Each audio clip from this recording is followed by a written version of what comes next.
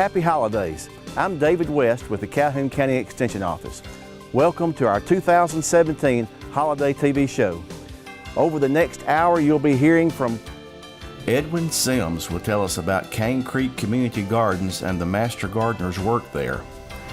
Cheyenne Pye will tell us about today's mom and how to make pumpkin muffins and yogurt pie. Danny Carroll will tell us about bee habitat options. Isaac Chappelle will discuss holiday spending tips. Heather Mulvihill will talk about recycling opportunities in Calhoun County. Jennifer Gann will tell us about our 4-H archery club and our 4-H homeschool club. Matt Carroll will discuss the 4-H rifle team. Marshall Burton will talk about food safety during the holidays. Hayes Jackson will talk about holly selections for the landscape and for holiday decorating. Crystal McPherson will talk to us about energy bites. Pat Killian will discuss the successful aging painting class. Kayla Sheely will show us how to make a Veggie Christmas tree. Michelle Elston will show us how to make a breakfast smoothie. And Stephen Fawn will tell us about our 4-H Wildlife Club. Now, get you some pens and paper ready so that you can take notes about the things that you'll learn during the next hour. Hello, my name is Edwin Sims. I'm a Master Gardener with Calhoun County, and today I want to welcome you to Cane Creek Community Gardens. A little bit about Cane Creek Community Gardens. This is the home site of Calhoun County's Master Gardeners. We have an educational facility, we have on-grounds gardens, and we also provide public education in our classroom. Speaking of which, starting after the first of the year, there's a new Master Gardener class getting started. Call the Calhoun County Extension Office if you're interested in becoming a Master Gardener. Now a little bit about Cane Creek. Cane Creek Community Gardens is 19 acres, situated at 77 Justice Avenue, McClellan, the old Fort McClellan, Anniston, Alabama. And of those 19 acres, 10 of the acres are maintained, preserved, and kept up to speed by Master Gardener volunteers. We have 10 acres of gardens, and the remaining 9 acres are forested. It's in the background. Those forested areas are for wildlife management and also for future educational uses. Over the past year here at Cane Creek, we've accomplished some major renovations and some pretty big projects. The first of which was a tool shed that was rebuilt and dedicated in memory of one of our former Master Gardeners. Along with that, we have a ramp that we built off the classroom with a handicap porch on it as well. And then the last thing we did was completed the greenhouse behind me. The greenhouse project was completed and dedicated in memory of a wife of one of our Calhoun County Master Gardeners. Also at Cane Creek, just so that everyone in the county knows, we host 2 major public events during the year. The first one is in April. It's Earth Days. We have the Calhoun County Schools 4th graders come out and spend 2 to 3 days touring the grounds at multiple stations, and some city schools and private schools also participate. During those 2 to 3 days, the kids love it. They learn about water conservation, energy safety, recycling, nature, camouflage, and many, many other topics that they've already been introduced to in the classroom. It's just reinforced at Earth Day while they're outside. The next big event we have is in September. On the 3rd Saturday of every September, we host Fall Fest. Fall Fest is like an old-timey county fair. We have arts, we have crafts, we have vendors, we have cast iron cooking, we have a quilt and a flower and canning contest and a cakewalk. But also at Fall Fest, the 4-H Chick Chain has a chicken show, and then they sell those chickens at an auction. It's a great event, fun for the whole family. It's reasonably priced, and all the sales and products that are sold at the Fall Fest go to support the grounds here at Cane Creek, maintaining them throughout the year. Lastly, I'd like to invite everyone to check us out on Facebook, Calhoun County Master Gardeners or Cane Creek Community Gardens. It's a great place to be, and if you want to come out and see the grounds anytime, call the Extension office and they'll set it up with one of our many volunteers that help out here. Thanks a lot. Have a Merry Christmas and a blessed New Year. Hi, I'm Cheyenne Pye from the Calhoun County Extension Office. Today I'd like to talk to you about our Today's Mom nutrition program. Today's Mom is a nutrition class specifically for expectant mothers. We teach 6 lessons, and in the lessons we talk about things like pregnancy discomforts and symptoms, food safety, and the importance of the 5 food groups from my plate. We always try a new recipe and have lesson reinforcements that we give away to our expectant mothers. We have lesson reinforcements like a water bottle, a food thermometer, a recipe magnet that doubles as a picture frame, a baby's first year calendar with stickers, and a nutrition label information shopping bag. I'd also like to show you how we make some of our recipes for today's mom. We have pumpkin muffins that you make with a can of pumpkin puree and spiced cake mix. You mix it together and then put it in the oven. We also make a yogurt pie. You can make it in the traditional pie crust, or I like to make mine in the small pie crust. And that is a jar of whipped cream and yogurt. Then garnish with fresh fruit. If you're interested in taking the Today's Mom Nutrition class, you can contact the FNEP team in Calhoun County. You can reach us at 256-237-1621. Happy holidays! Hi, my name is Danny Carroll, Regional Extension Agent and Home Grounds for Calhoun County. And today I would like to introduce you to one of our native bees, the orchard mason bee. This time of year, a lot of us are thinking about adding flowers and plants to our garden in the spring for the pollinators. But I think one thing we often forget about, for some of our native pollinators, they need habitat as well. Now, the orchard mason bee isn't a colonizing bee, but it's rather a solitary bee, like most of our native bees. They come out really early in the spring. In fact, they're one of the first bees to wake up. They're a very efficient pollinator for our fruit trees. We can buy habitat houses like this online or at garden stores. And you can see, since they usually make their homes in insect tunnels and woodpecker tunnels, that these are basically mimicking those same things. With these that you buy online or in the stores, you can see that they have these paper straws that can be replaced each year. That's very good because some of our parasites and pathogens may actually build up in the hive. Now, the best time to put these out is going to be February into March. Remember, these bees only live about 4 to 6 weeks. So as soon as they come out, they will again start mating and start looking for their habitat for their eggs. Now, if you don't want to buy one, you can make your own. And you can see in this one that I took down from my house, it's already been capped up. So this one will have adults that emerge early next year. So to wrap up, just remember that the orchard mason bee is a tiny bee. It's blue, it's metallic, and it's a very efficient pollinator.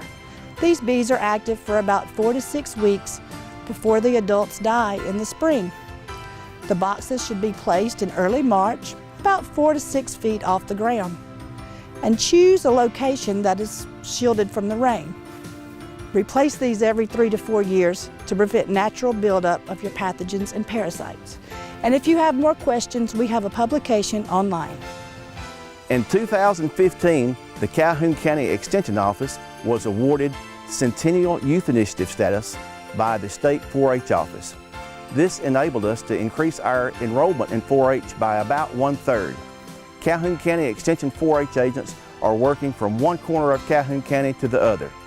We have 4-H clubs: Piedmont Elementary School, Pleasant Valley Elementary School, Ohatchee Elementary School, Alexandria Elementary and High School, Kitty Stone Elementary School, Weaver Elementary, White Plains Middle School, Sachs Middle School, Anniston Middle School, Randolph Park Elementary, 10th Street Elementary, Welborn Elementary School, Golden Springs Elementary School, Trinity Christian Academy, and the Armanville Elementary School. 4-H agents are working in these schools monthly to deliver programs to your children. You'll also hear from our agents as they talk about the Wildlife Club, the Archery Club, the Horse Club, and other after-school clubs here in Calhoun County.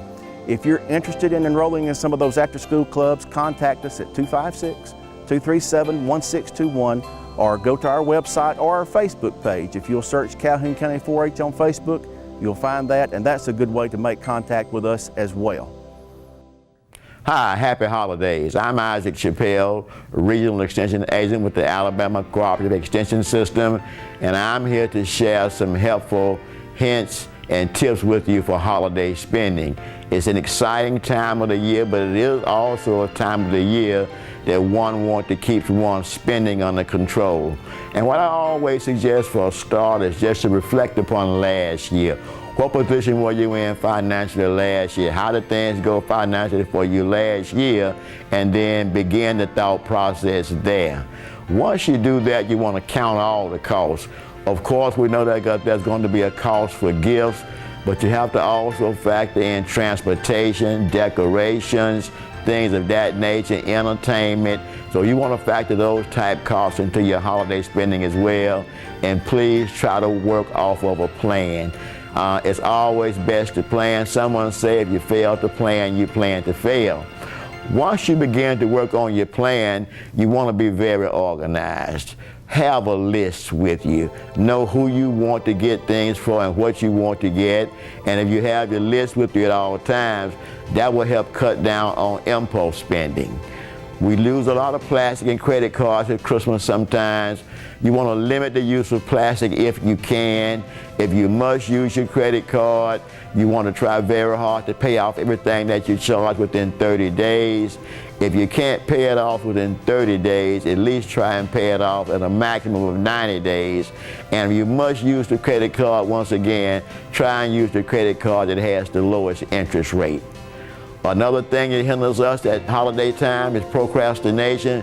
Please get an early start. You want to watch for the sales. Oftentimes, if a sale is to start on a particular day, sometimes the items are marked for sale the previous day, and if you get there a little early, you can avoid the rush and maybe get a better choice in the selection process as well. Also, look for discounts and coupons on the internet. You can find a lot of sales and things over the internet as well, just to make sure it's a safe and secure site. But that's another way to get an early start on your shopping and to avoid being caught in the crowds as well. Also, you want to make sure on big ticket things that you get a warranty on them as well. A warranty is very important during the holiday season, especially for high ticket items. Also, if you can, try and keep it simple. Sometimes you can substitute simple things for gifts as well. Give a gift certificate of your own services. You may want to watch and detail a person's car, babysit, run errands, and those things can be given with just as much love and may save you on the financial end as well.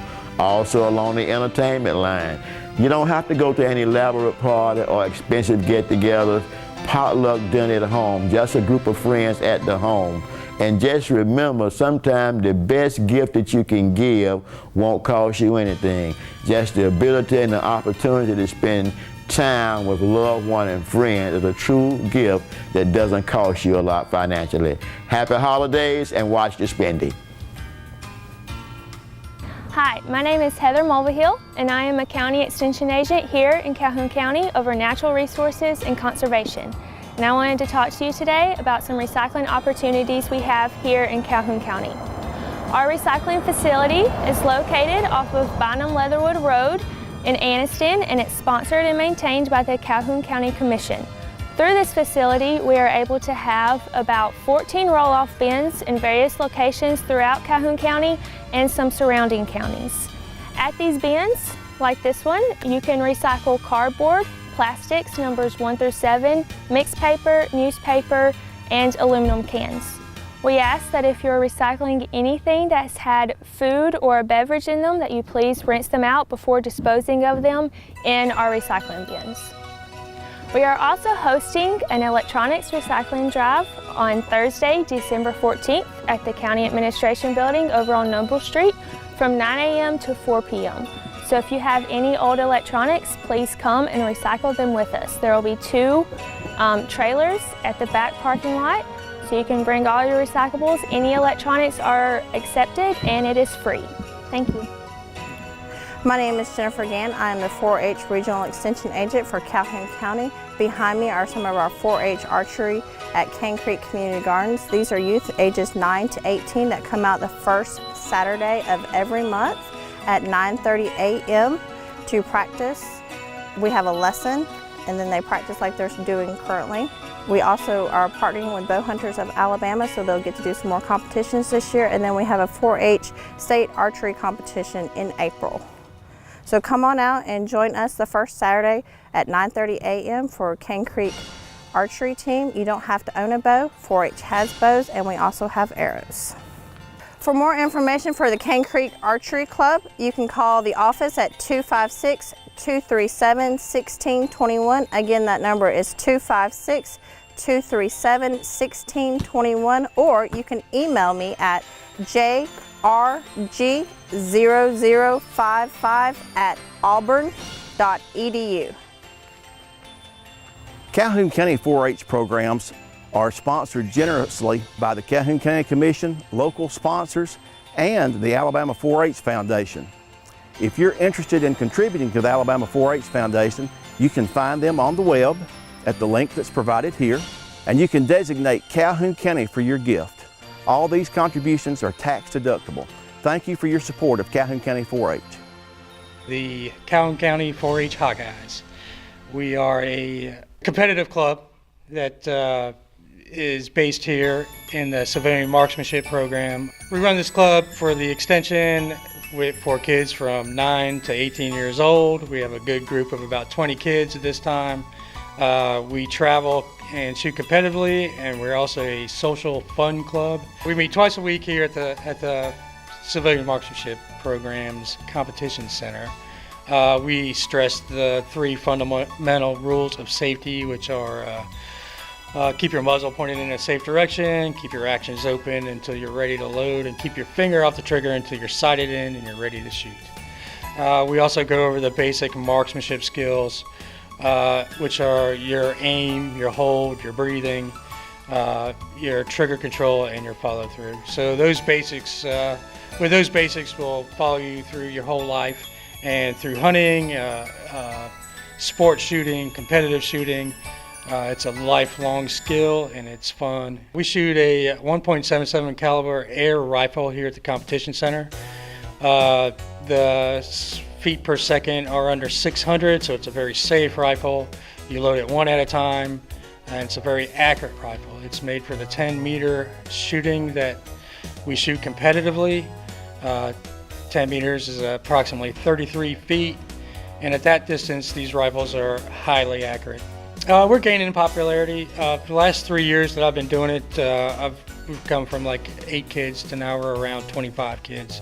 It's growing, the word of mouth is getting out. The kids stick around, they seem to enjoy it. So. The club officially meets on Tuesdays and Thursdays from 5 to 7. The range is open from 4 to 7 to the public, but the club meets from 5 to 7 every night, every Tuesday and Thursday night. We sometimes do extra training out in Talladega Marksmanship Park on weekends, sometimes Saturday, sometimes Sunday, whenever we can get range time. Happy holidays. My name is Marshall Burton. I work for the Alabama Cooperative Extension System, new non-traditional programs here in Calhoun and Etowah counties. I would like to wish you all a happy holidays. This is the beginning of the holiday season. Each and every year I try to bring information on food safety. I think that's so important because we're always getting reports where there could be or there might be some food safety issues. So I always try to bring food safety information to you during this holiday season because we want to enjoy our families and friends, and we're eating out more during the holidays than we usually do any other time. And I say that because we're preparing food at home, we're taking food from home to families and to friends and different parties. So food safety can be an issue if we don't know what we're doing. I want to begin by telling you that food safety actually begins in the grocery store. It begins in the grocery store because that's where we get most of our food, in the grocery store. Today, when we go to the market or to the grocery store, there's a big umbrella in some places, meaning that there's a pharmacy in the grocery store, there's a place where we can get our cars repaired in the grocery store, we can go to the beauty salon in the grocery store, and we can buy food in the grocery store. But looking at all of those different things that we can do in the grocery store, actually shopping for your food should be the very last thing you do. Why, you might ask? Because food should stay in its environment for as long as possible. Sometimes consumers make the mistake of going to the grocery store first, then going to the pharmacy, then checking on the car. And while you're doing that, if you have gotten food out of the frozen food section, or you have gone to the meat section and have gotten food, that food is beginning to lower its temp, and is beginning to get to the danger zone. Now, that danger zone simply means that food is out of its environment, and that danger zone is between the temps of 40 degrees and 140 degrees Fahrenheit. When I'm doing a program on food safety, I tell my program participants that's the place where bacteria falls in love, it starts dating, it falls in love, it gets married, then it starts to multiplying. That is not what we want. We want to keep our food below 40 or above 140, not between those two numbers. When we are in the grocery store as well, we should begin by getting the food from the meat section. That means if you're getting your poultry, your fish, or your meats, they should be the first thing that you get to, the first thing that should go on your grocery cart in a plastic bag.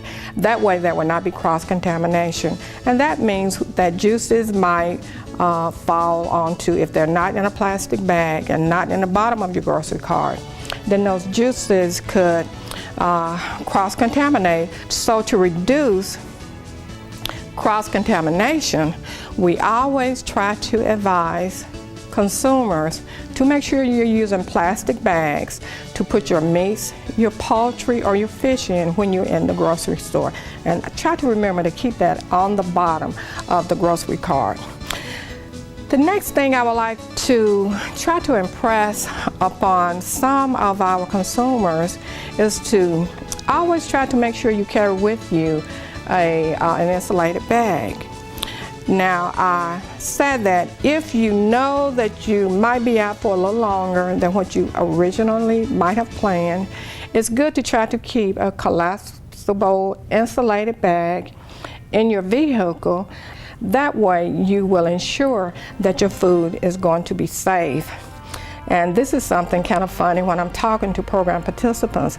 I tell them that in the summer times, you don't want to put your meats or your refrigerated foods in the trunk of your car. And they look at me kind of funny. And I tell them that food should be as cool as possible. You want to be cool when you get in a car in the summertime here in Alabama, and your food should be cool as well. So you want to put it in a bag with ice, and you do not want to put it in the trunk because it's very hot in the trunk. And when it's in the trunk, that lowers, it gets closer to that danger zone, and that is not what we want. When we get our food home, we want to make sure that the first things that we want to put up should be our frozen foods and our refrigerated foods, because again, we want to get those back into that normal temp where we want to keep them safe. The next thing I tell program participants is that when we are looking at the guidelines for USDA, they have 4 principles that they want us to follow. Those 4 principles include clean, separate, cook, and chill. 4 little words they want us to follow. Cleaning simply means washing your hands multiple times when you're prepping and cooking your food. That means if I start out working with, let's say, my meats, my turkey for the holiday season, I don't want to move from the turkey and begin working with, let's say I want to work with my scalloped potatoes. I'm not going to move from my poultry, from my turkey, and begin working with my potatoes without washing my hands thoroughly. That also means that I'm going to make sure that I will have a separate cutting board for my vegetables and my fruits, a separate cutting board for my fish. I need to make sure I have a separate cutting board for my poultry and a separate one for my meats. That's just to ensure, once again, that you don't cross-contaminate. And that to me is very, very important. So USDA says we need to clean, we need to separate, we need to cook food at the desired temp. And then we need to make sure we store it or chill it, and make sure that when we do that, we have it in our fridge, which should be below 40 degrees. That way that food is going to be safe until we get ready to eat it. This is a time of year that I do get a lot of phone calls from consumers that are asking me, how do I thaw my turkey? Basically, we have 3 different ways that are safe in which a consumer can thaw the turkey. Now, this turkey is rock hard, so it's been in the freezer. And if I'm getting ready to thaw this turkey, I will make sure that I place it in a shallow pan, one that is large enough for the turkey, but it's deep enough so it would be able to catch all of the drippings from the turkey all of the juices from the turkey when the turkey begins to thaw. So you want to thaw it in your fridge. That's the first way to thaw it, in your fridge in a pan. And depending on the turkey, it could take several days to thaw that turkey. This turkey is about 15 pounds, so in my fridge, and it would take me 4 to 5 days in my fridge to thaw this turkey. The second way in which we can thaw a turkey, which is much quicker, which is the cold water method, which means you're going to submerge the turkey in water and add cold water, and every 30 minutes you're going to empty that water and replace it with more cold water. So you got to make sure you're at home, and you got to make sure that you change this water every 30 minutes. Very, very important. Whereas in the fridge, thawing that turkey was going to take me 4 to 5 days. In the cold water method, it will take me probably 6 hours. So that's a big difference, 6 to 8 hours if I'm doing that at home and changing this water out every 30 minutes.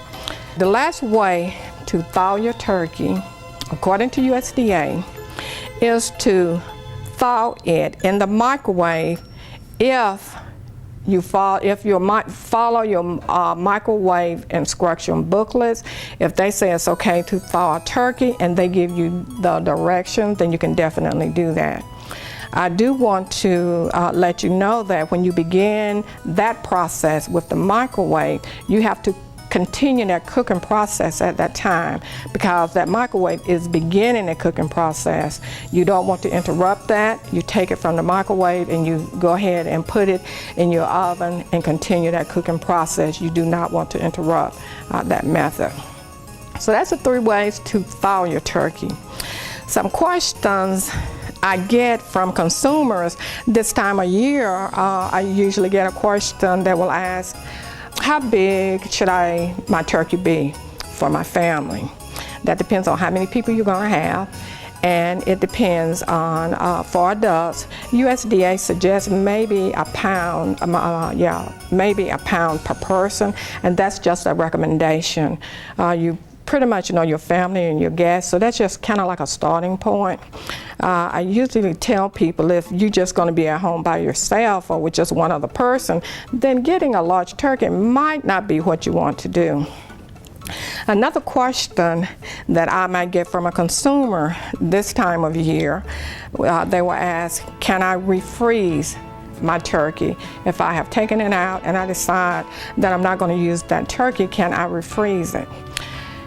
A turkey can be refrozen according to USDA if it has been thawed in the fridge and you have followed the instructions from USDA. And you can pick up some of these some of our food safety books that we have in the office for consumers. But if the turkey has been frozen in the fridge according to USDA, then that turkey can safely be refrozen. And the last thing I would like to say about looking at food safety as we relate it to the holiday season, just make sure that you are following food safety guidelines when at all possible. Some people like to use gloves when they're working with meats or poultry, and that's definitely in order. There's nothing wrong with that. Always make sure that you wash your surfaces. When USDA says clean, they mean cleaning the surfaces, the hands, and the tools that we are using more than once. So we want to make sure that we're always doing that and sanitize whenever possible. If you have any questions about food safety, about turkey safety, please give us a call at the Alabama Cooperative Extension System. Our phone number is 256-237-1621.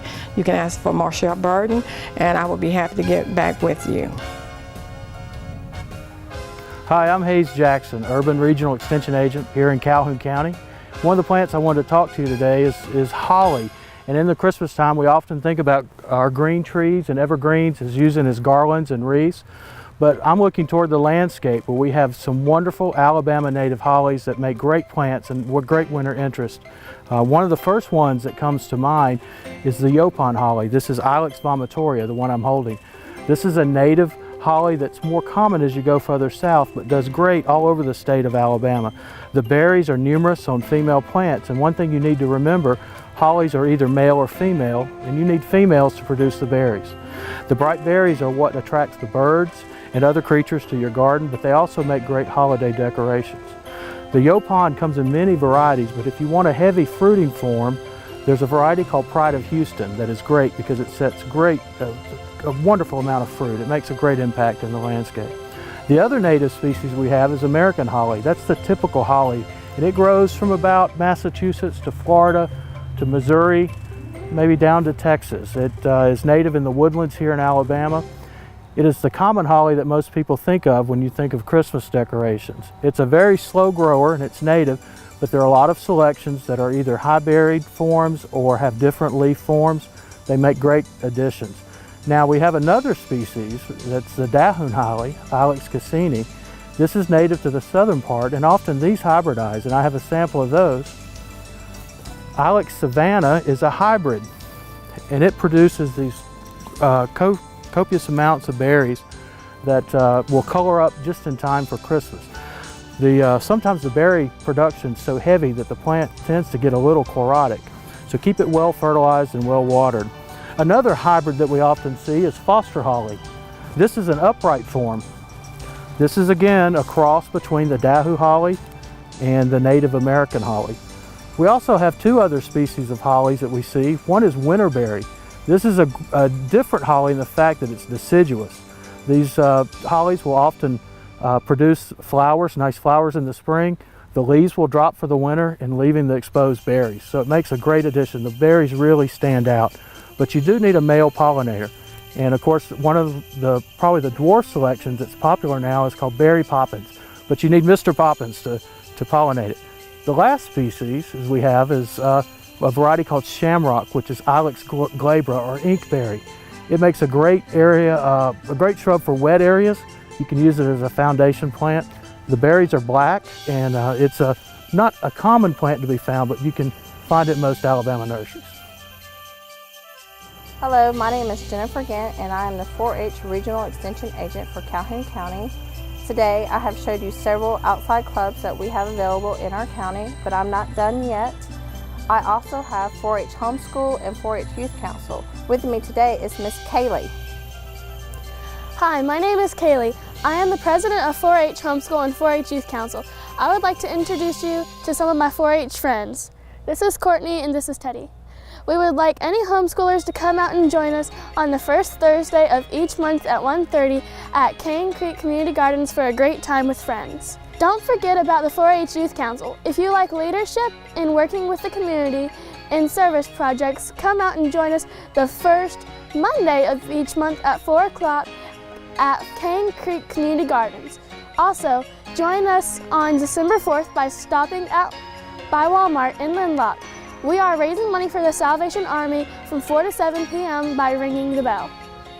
So come on out and join all our outside clubs, from homeschool to archery, to the Hawkeyes Rifle Club, to Youth Council, and we also have a horse club that I am leadership over. If you need further information, please email jrg0055@auburn.edu or call the office at 256-237-1621. Thank you to all my volunteers, youth, and parents that make every year possible for 4-H. Hi, my name is Crystal McPherson from the Calhoun County Extension Office. I'm an FNEP educator, which stands for Expanded Food Nutrition Education Program. With FNEP, we teach several nutrition programs. Some are designed for children and some are designed for adults. Right now, I'm currently teaching catch classes at Welborn Elementary School to 4th grade, and this spring I will be teaching those same classes to 4th grade at Piedmont. We also offer 2 adult classes. One is called Today's Mom, which focuses on prenatal nutrition for expectant mothers, and the other is called Eating Smart, Being Active. I'm currently looking for new clients for our Today's Mom program, and we'll also be teaching them at RMC's Women and Children's Pavilion beginning in January. Please contact the Extension Office for more information. Today I'm going to tell you a little bit more about Eating Smart, Being Active. It's a program designed for parents to be able to prepare nutritious, healthy meals for their families. It's a series of 6 classes that focuses on different items of health. The first of which is Get Moving, which talks about physical activity importance in nutrition. That some of these things that you will be getting from the class will do different lesson reinforcements at every program. We'll also talk about the 5 food groups and how to plan healthy meals and save money while we're doing it. After you finish the program, you'll receive this cookbook called Eating Smart, Being Active with over 40 healthy recipes that you and your family can prepare together. I'm going to prepare one of those recipes for you right now. This recipe is called Energy Bites.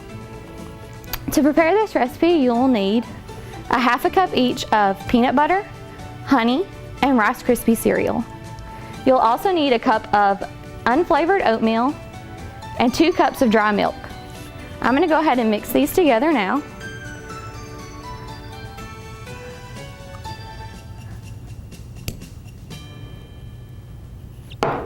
This is a quick, easy recipe, and some of these items you may already have on hand.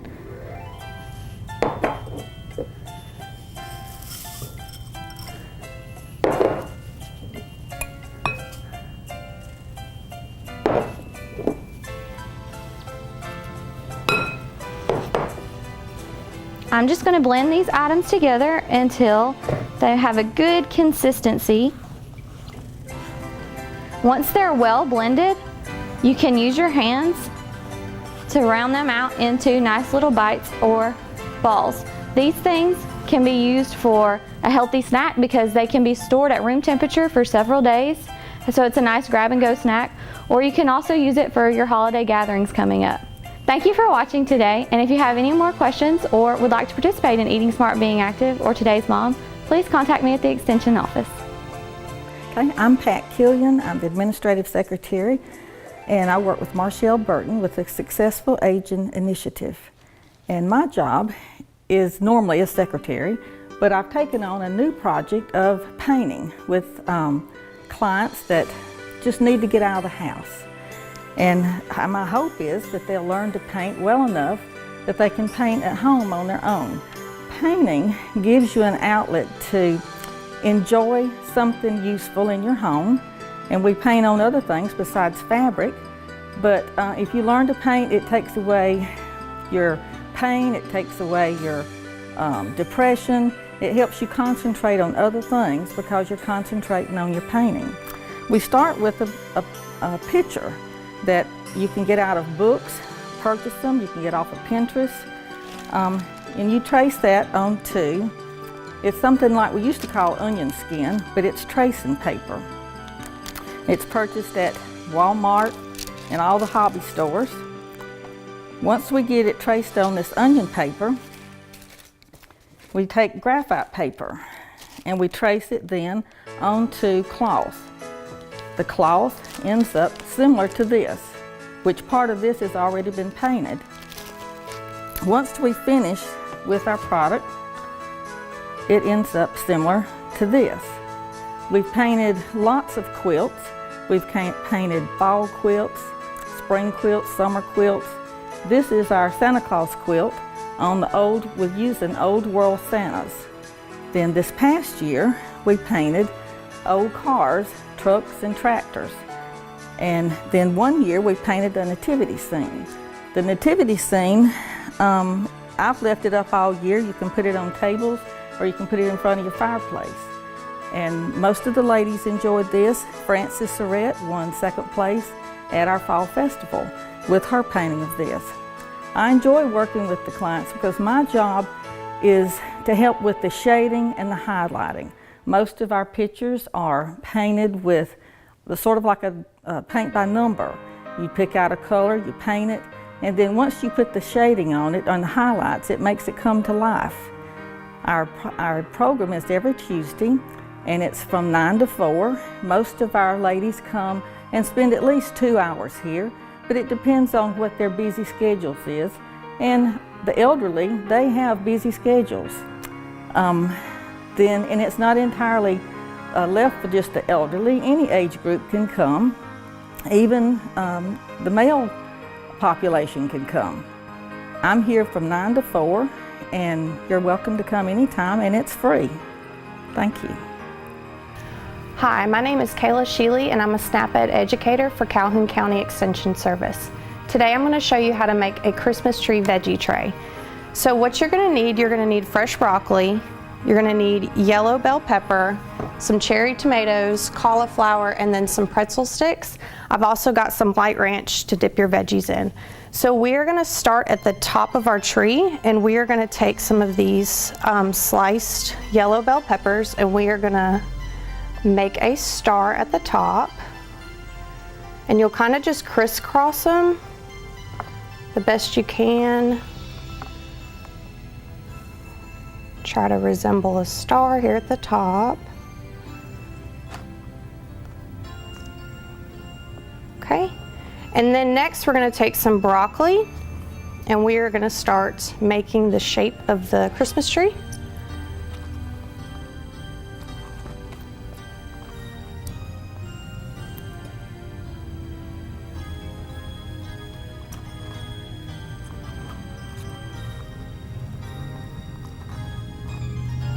And you'll just keep going down, and you'll go wider as you go down.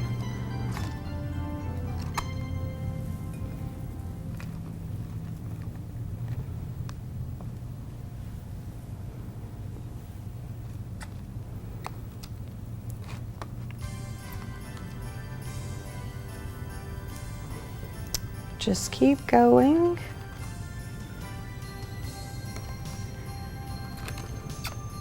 Till it closely resembles the shape of a Christmas tree.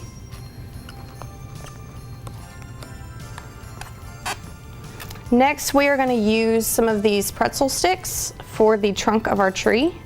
So you will just take a few, and you'll lay these down here at the bottom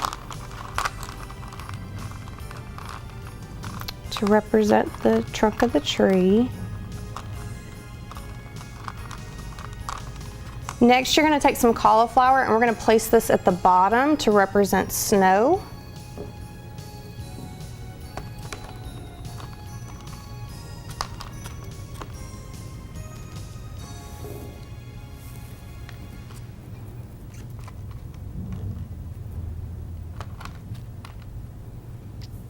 Okay, and then we're going to use some of our cherry tomatoes to garnish our tree.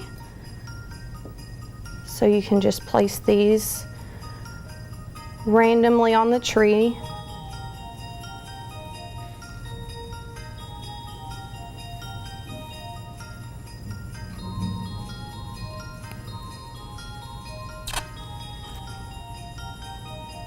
Okay, and then last, you're gonna set your light ranch right there, and there is our Christmas tree veggie tray. Thank you guys for watching. If you have any questions or need any more information, you can contact me at the Calhoun County Extension Office. That phone number is 256-237-1621. Thank you. Master gardeners are volunteers who help us do educational programming in Calhoun County. We'll be having a class in 2018. If you'd like to become a Master Gardener, you can apply by contacting us at 256-237-1621. Master Gardeners receive about 40 hours of in-class training, and then they're asked to give back 50 hours of service in the community here in Calhoun County. And you've already seen some of the good works that they're able to do. If you're interested in attending our class, call us before December 10th. Folks who register after December 10th may have to pay a $25 late fee. Thank you. Hello, my name is Michelle Elston, Urban SNP Ed Educator in Calhoun and Etowah counties. On behalf of the Alabama Extension, Urban Affairs and New Non-Traditional Program, Alabama A&M University, we'd like to wish you a Merry Christmas and a blessed New Year.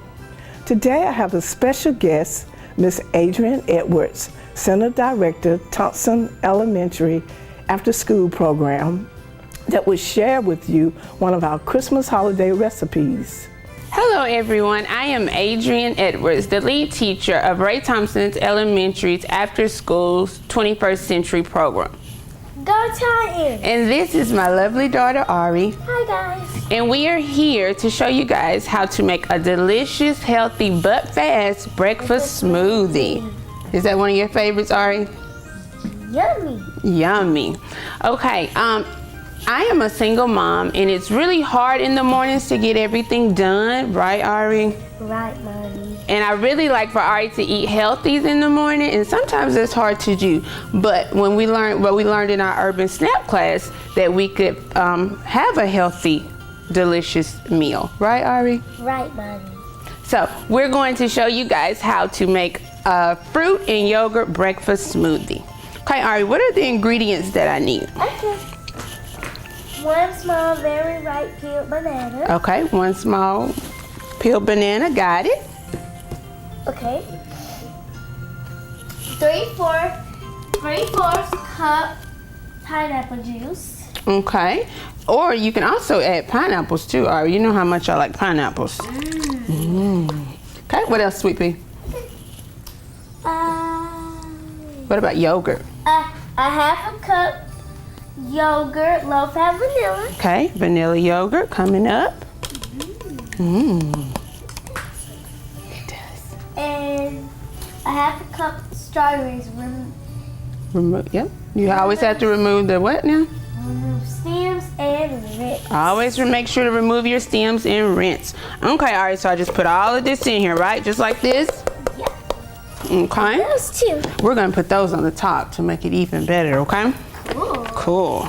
All right, so we add our top and we press blend. And we usually will blend this for about, what, 30, 45 seconds or until it's what, Ari?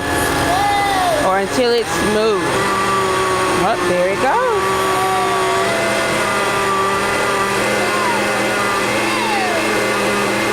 I think it's ready, Ari. You want to try it? Sure, I like it. I want some strawberries.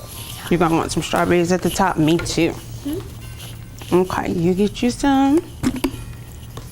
Ooh, so good. And it was quick too. It didn't take long to make. Want some strawberries at the top, Ari? Yes, ma'am. Okay.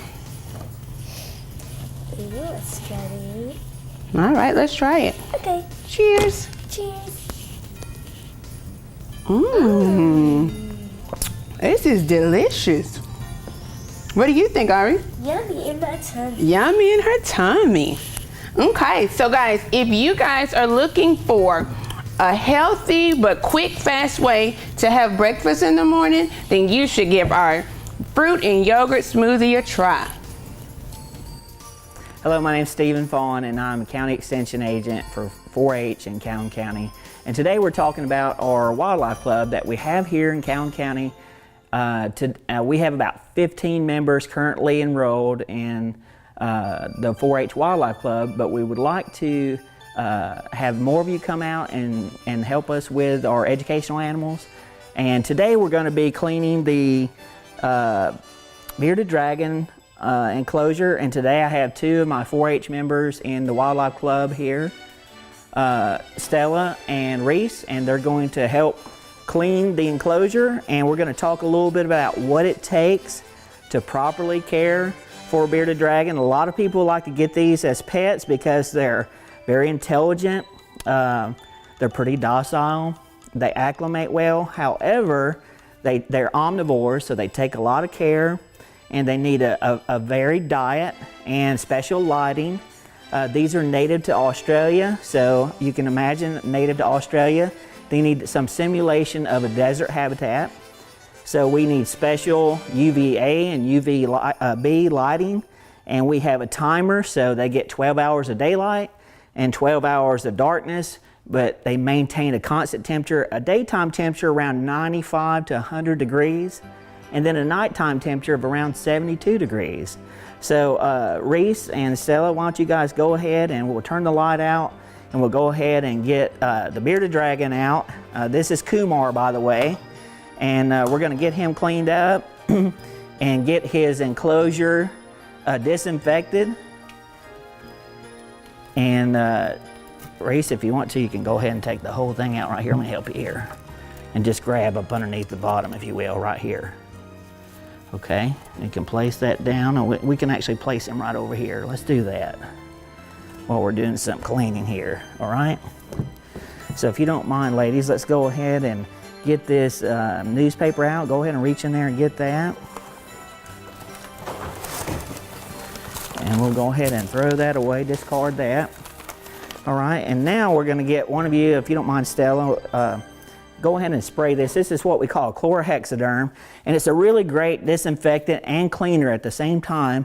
Not only does it disinfect your aquarium or terrarium, it also gives it a good smell, and also if the animal has any kind of cuts, you can actually spray this directly on them and help with the healing process. So it's a wonderful, relatively inexpensive disinfectant to use for these, okay? Go ahead and wipe that out, clean that out real well, if you will, Reese. So it gives it a nice smell, and like I said, these need to be cleaned out. I use newspaper. We do here in the Wildlife Club. We use newspaper. That's a good way to recycle. And you can see if there's any type of residue, any type of waste or fecal matter that we can get out. That way we don't want the bacteria count to get really high, so we want to make that clean. You can also use a substrate that's kind of a calcium substrate. And the thing about bearded dragons is they need calcium. Go ahead if you grab that newspaper and spread that out, if you will. They need a lot of calcium for an animal inside a captive environment, because if they don't, their bones will get brittle and they'll actually break. So we need to give them a good bit of calcium, but we have a supplement we add. And we like to actually, Reese is doing this, we like to actually layer this pretty thick. That way we can just take off the top layer until we can get a better thorough cleaning maybe later on that week. Yeah, one more that should be doing it, okay? Yeah, there you go. Go ahead and put that one in there. And if you don't mind, ladies, go ahead and put the water dish in there. We like to put that in the corner. And the food dish, you can go ahead and put that somewhere close, Reese. That'll be fine. Yeah, that's fine. And then you can go ahead and pour some of this. We like to use bottled water here because it doesn't have chlorine, and that's one thing that can be toxic to reptiles and amphibians if they get too much chlorine. So we like to use water that has no chlorine in it. But they do make a item called ReptiSafe, and that will actually take the chlorine out if you don't have just have water. So we've got that, got the water there. They don't drink a lot of water because they're a desert reptile, but we like to have it there anyway just in case. And ladies, if you want to go ahead and grab some of those, what we call super worms, Reese, if you want to grab that. These are a grub, which is really good, high in protein for them. Kind of creepy for some of those who are not used to, I guess you could say more of an exotic pet. And you can go ahead and put about 6 or 8 of those inside that food dish, Reese. And loves those. He's already eyeballing it. I don't know if you can see that or not, but he's already checking those out. So we'll put him in there in just a minute. He'll probably be hungry. And just a moment, we'll feed him something really special. I call it the southern flair for this lizard. You know, he's kind of adapted well in captivity. I don't know about you guys, but a lot of people like turnip greens and or mustard greens or collard greens. Well, guess what? Mustard greens are the best thing for him because it gives him a lot of calcium that he needs. He can absorb the calcium to the mustard greens. Stella, you want to grab some of those mustard greens and we'll put them just outside the food dish. He loves the mustard greens. He'll take that just as well as he will a cricket or a mealworm. These guys, as I mentioned, are omnivores. They'll eat vegetables. They'll eat other small reptiles, small mice, worms. Like I said, crickets, we like to dust a lot of this. Another thing, if you don't mind, we can grab this calcium right here, and I'll do this real quick. One thing I like to do just to make sure that he doesn't get his bones too brittle is I'll actually shake just a little bit of that calcium also on that vegetation. A little bit every day with the food really keeps his bones stronger, okay? And if you don't mind, ladies, I think we're good. We've got some mealworms. We've got that. You can put a few of those dried mealworms in too. You can kind of supplement those also. They're not as nutritious, but still, it's good to have around. Go ahead and place about a small handful in there with the live ones. There you go. We'll put those in there, mix those a little bit. That's great. Okay.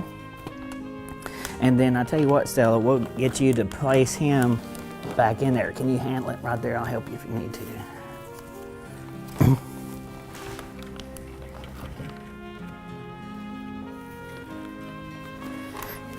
All right, we got him in good shape.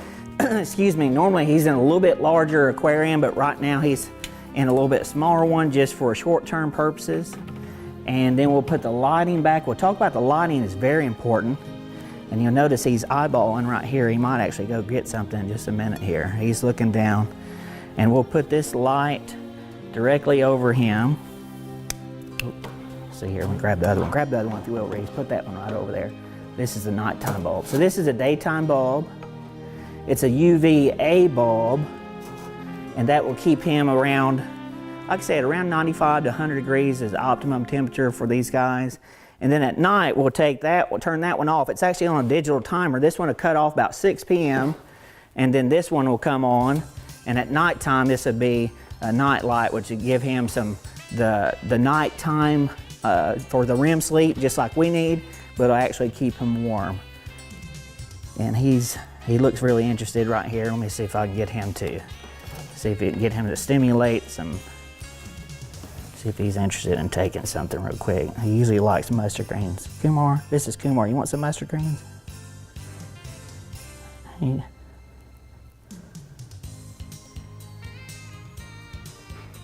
Let's see.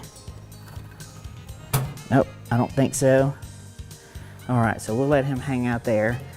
But right now we currently have about 15 to 17, actually 17 educational animals that we utilize for a wildlife program. We use our science curriculum in the classrooms, and currently I see 6 different schools and approximately about 1,000 students each month. And we're able to reinforce the teacher's curriculum by using live animals in the curriculum in the classroom. And this is just a small sample of some of the educational animals. We would love for you guys to come out and join both Reese and Stella and myself each month, second Saturday of each month, 9:45 a.m. to 11 a.m. And we'd like to thank you all for watching, and Merry Christmas to everyone.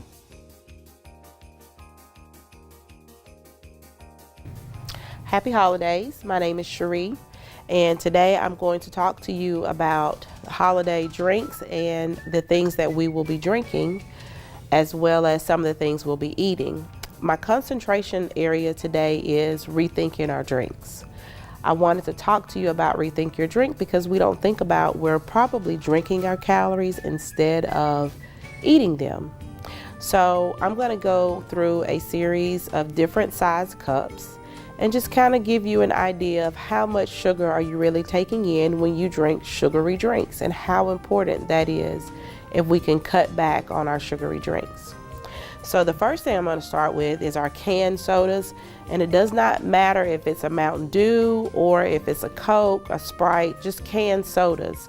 And this is a 12-ounce can, and in a 12-ounce can you get 10 teaspoons of sugar every time you drink that. So I'm going to show you what 10 teaspoons looks like, because 10 teaspoons doesn't sound like a whole lot to most people. All you're thinking is, I want that soda. So let's look at 10 teaspoons of sugar. Now, I want you to know this is a 9-ounce cup. And this is the cup that I'm going to use. And I want you to pay attention to the amount of sugar that fills this cup each time we change to a different size. 1, 2, 3, 4, 5, 6, 7, 8, 9, 10. This is what 10 teaspoons looks like when you're drinking that canned soda that tastes so good. But this is what your body sees, and this is what we're taking in. So 10 teaspoons, this is more of a visual for you to kind of look at to determine if you really want to keep popping those canned sodas or do you want to rethink your drink. Now, a lot of times when we go out, we also use different size cups, and it doesn't matter where you get them from. These are just the sizes, and this size would be your 20 ounce, which is sometimes a medium. So a medium size cup would possibly have about 13.5 teaspoons of sugar in it with a sugary drink. I'm not talking about with water, just your sugary drinks. And yes, we are including tea. So with 13.5 teaspoons, we already have 10 here. So we're going to add the other 3.5. 1, 2, 3. And there's your 13.5 teaspoons of sugar in a sugary drink for a 20-ounce cup. And a lot of times you drink out of a 20-ounce Yeti cup. Those are the smaller cups, and a lot of people are using those now to drink from. So if you're putting sugary drinks in your Yeti cups and it's the 20-ounce, this is about how much sugar you're taking in. And I want you to think about how many times are you refilling that cup throughout the day with a sugary drink. Now remember, this is a 9-ounce cup, and we're just about halfway already of just sugar. Next, we have our 32-ounce cup.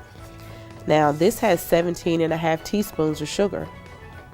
So this is about the size cup we have for our McDonald's sweet tea, or some of your gas station size cups that a lot of people tend to get because they're economical.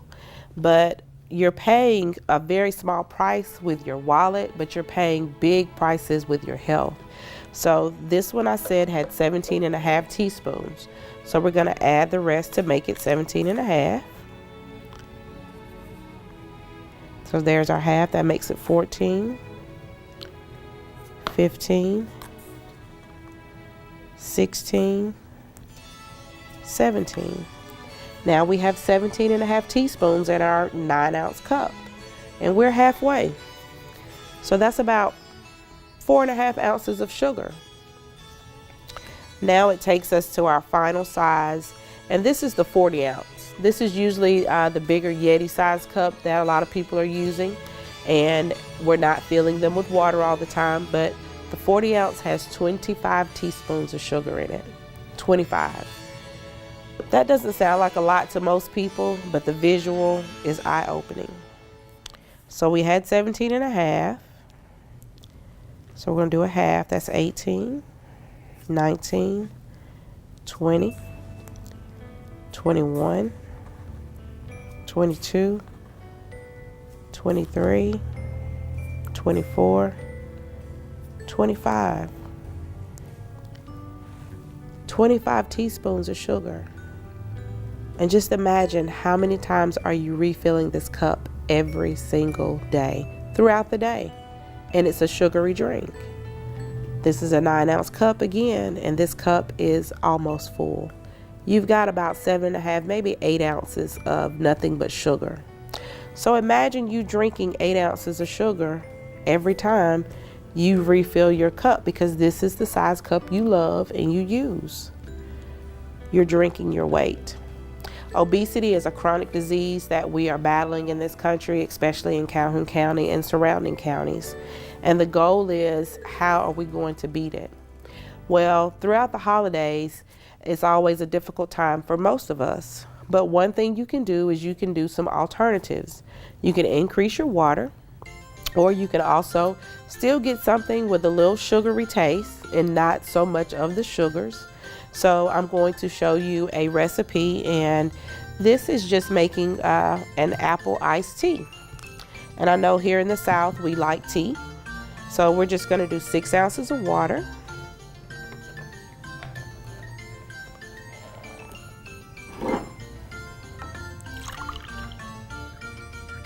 And you don't have to measure if you know your pitcher that you normally use.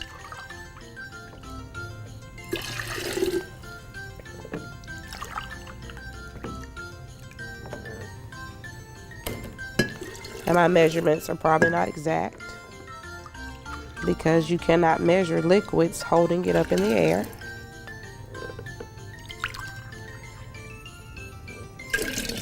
But we are going to measure exact measurements on our apple juice. And that's all you're using is 100% apple juice.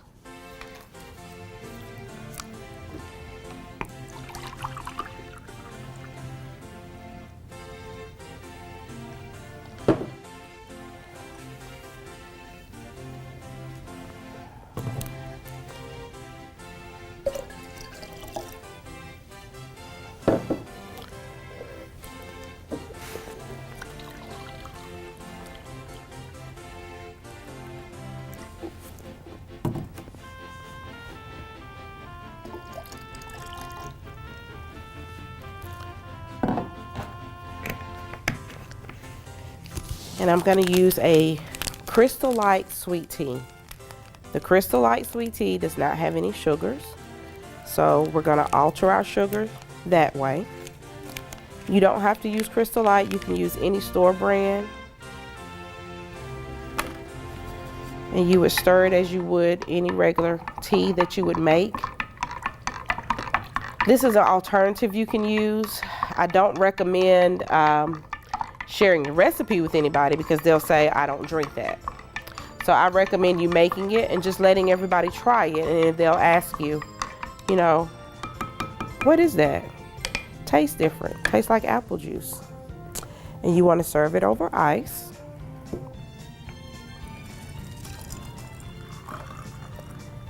And it's just as refreshing as a regular sweet tea from McDonald's or anywhere else, or from home. And you can have this instead of having your sugary drinks, but only in a small amount. You see, my glass is not a large cup. Again, it is a smaller size cup, so size does matter. So reduce your portion sizes on your sugary drinks, as well as some of the other food items you may choose over the holidays. I hope this is a good recipe that you can incorporate into your daily use to reduce some of your sugary drinks. And happy holidays. Thank you for watching our 2017 holiday show. We hope that you've learned something that you can use in your everyday life. If you have any questions about anything that you've seen here today, you can call us at 256-237-1621, or you can contact us via the web at www.aces.edu/Calhoun. Merry Christmas and a Happy New Year.